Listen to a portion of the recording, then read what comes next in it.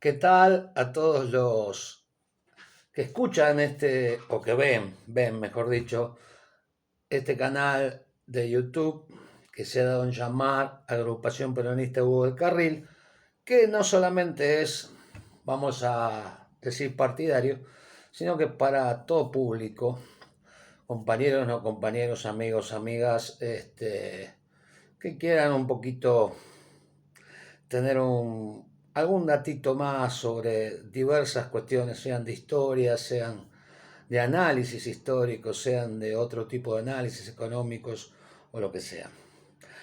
En este momento yo charlé con un amigo y de esa charla digo, lo voy a volcar para que todos puedan saber esto, que no es una verdad absoluta, sino que entra en esa cuestión de compartir con el público, compartir con la gente y que pueden llegar a opinar distinto y decirme, acá me parece que puede pasar esto, puede pasar lo otro, no tuviste en cuenta esto, no tuviste en cuenta lo otro, lo cual está bien. Yo soy Alejandro Pereiro Lechea, me dicen el Vasco, y bueno, estoy acá en este canal. Antes que nada, bueno, después. Si les gusta, pónganle gusta, si quieren suscribirse, suscríbanse.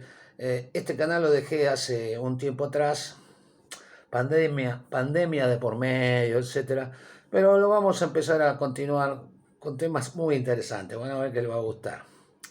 Bueno, como les decía, de charlas con un amigo, surgieron estas cuestiones, ¿no?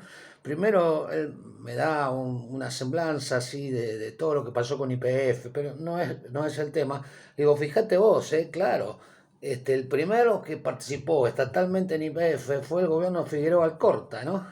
Que no era YPF, de otra forma, del petróleo. Vio que por ahí el Estado tenía que invertir en esas cuestiones. Un gobierno de lo que nosotros damos en llamar, lógicamente estamos hablando de, no me acuerdo, 1910 puede ser.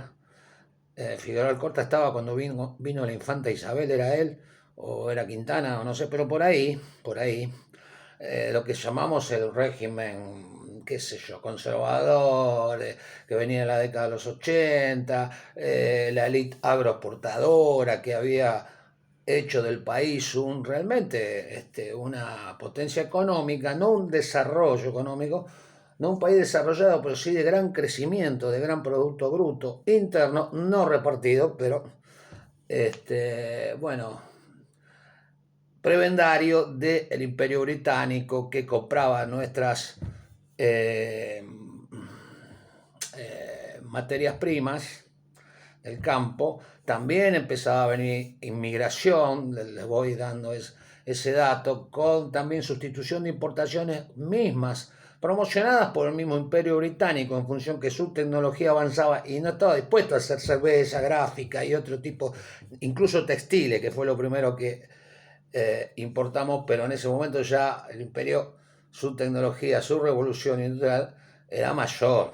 Bueno, así que fíjense, en esa época de Figueroa Alcorta, por ejemplo, más allá de la élite oligárquica, pensaba en nacional. Yo voy leyendo lo que mismo que escribí yo, eh, pensaba en nacional, con sus propios intereses de clase, lógicamente, y todo. Hoy, en cambio, no tenemos esa élite que venía de los antiguos unitarios liberales positivistas. Republicanos, sí, pero aristocráticos.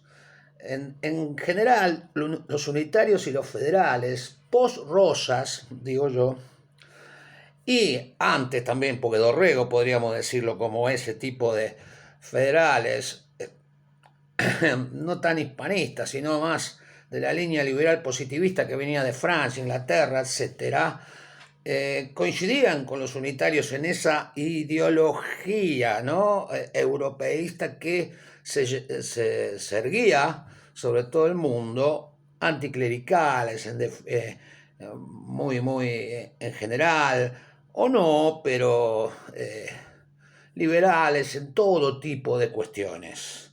Muchos sacaban cosas de Estados Unidos que venían de los nuevos, ¿no? Estados así republicanos en ese momento, de la Revolución Francesa, de Inglaterra, de, bueno, todo.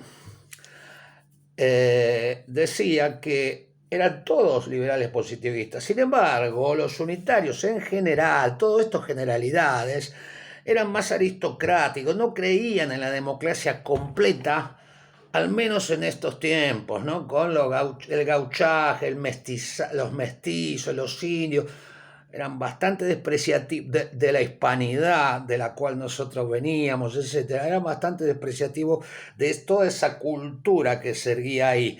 Y tengamos en cuenta que los blancos eran la oligarquía y las nuevas inmigraciones que venían, que eran extranjeras, la cual no votaban, eran extranjeros, tanto que por 1880, 1890, los extranjeros en censos eran mayoritarios a los nacionales, a los nativos nacidos acá. Hasta ahora estamos bien. Bien, entonces, en cambio los federales en general, que tenían la misma vertiente ideológica, vamos a decir, eran más democráticos, más populares. Algunos sí fueron más paternalistas y otros más democráticos, más cívicos, más de otra manera, ¿no? No quiero abundar en esto. Vamos a ir a lo simple para hacer esto también rapidito. O sea que federales y unitarios no tenían solamente una diferencia en ese aspecto que todos sabemos, que los federales querían mayor autonomía provincial y los unitarios mayor centralismo porteño. Si no, nos explicaría tantos unitarios en las provincias. Pongamos a Julio Argentino Roca, ¿no? Posteriores. Pongamos a Arauz de la Madrid en Tucumán, pongamos al General Paz en Córdoba, y etcétera. Muchos más. No se explicaría, tendrían que ser federales por el tema de la autonomía, pero había otro tema de clasista también. O sea, hay dos vertientes. O dos cuestiones de esa gran guerra civil que yo digo que fue guerra civil y política a la vez, porque fue larguísimo y se debatían en armas, entonces parece que bueno, no fue igual que otras guerras civiles así, que tenían que definir un punto fuerte. Acá era como que la política misma se debatía en armas. Eso es otro tema que no viene al caso ahora. Unitarios y federales no solamente eran por eso, o sea, por eso era autonomía por un lado, menos autonomía, por otro lado era clasista. Aristocráticos que no confiaban mucho en una democracia absoluta para todos, sino para propietarios, y democráticos en general, unitarios, federales, en general todo esto. Siempre hay particularidades y excepciones. Bueno, esto yo lo expliqué, ¿no es cierto? Ahora, ¿qué pasa? Ya dije varias cosas, porque yo leo y a la vez hablo. Cuando en 1912 Roque Sáenz Peña se reúne con Hipólito Yrigoyen y hace un acuerdo en el cual se hace la votación universal, o sea, universal, obligatoria, de lo que se llama la ley Sáenz Peña, ¿no? Que en 1916 le da la presidencia justamente al radical don Hipólito Yrigoyen.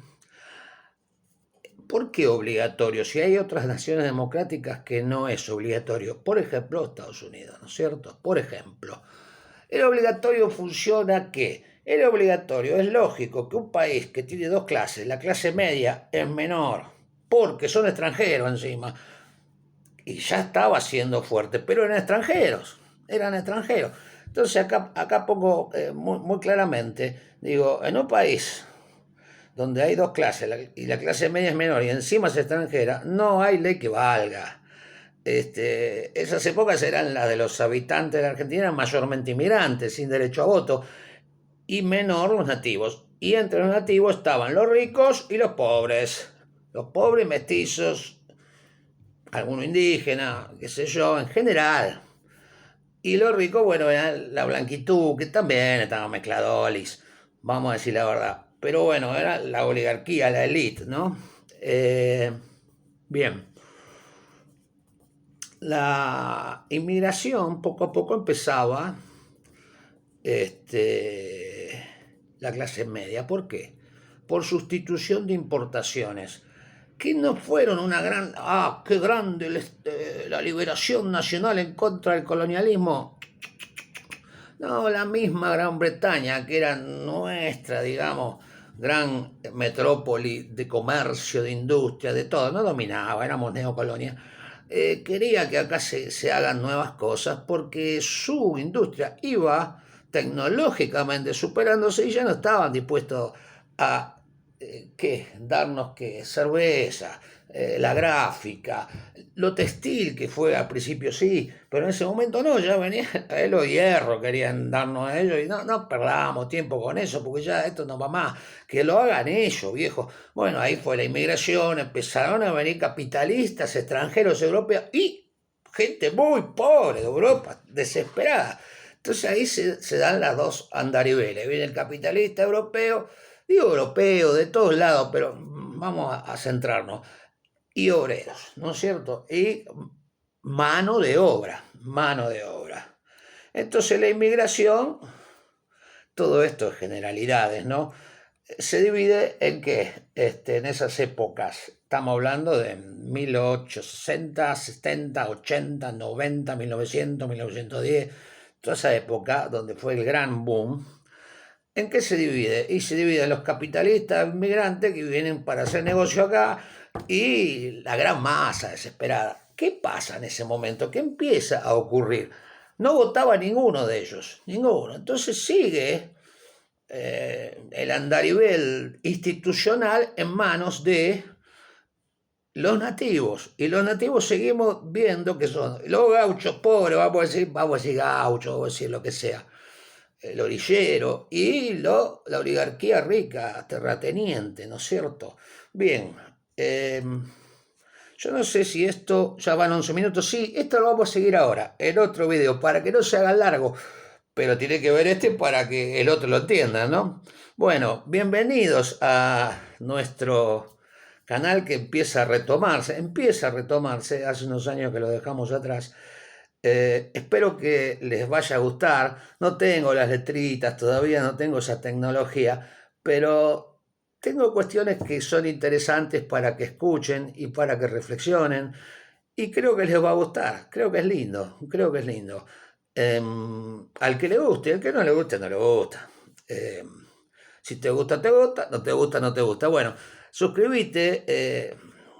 Quizá no en este primero, porque así por un video que viene después de como 3 años que no hizo ningún video, que eran todos históricos y otras reflexiones que también valían, que si los escuchan van a ver que son lindos y les va a gustar, y poner un like. Así empezamos a andar, porque si no me da bola a nadie, qué gracia tiene. Bueno, les mando un abrazo y espero que les guste los videos. Ahora sigo con este asunto. Ahora después lo subo y digo a ver cuál es el título de esto y qué sé yo, qué sé cuánto. Y ahora viene la parte 2 de este asunto porque si no es muy largo. Nos vemos.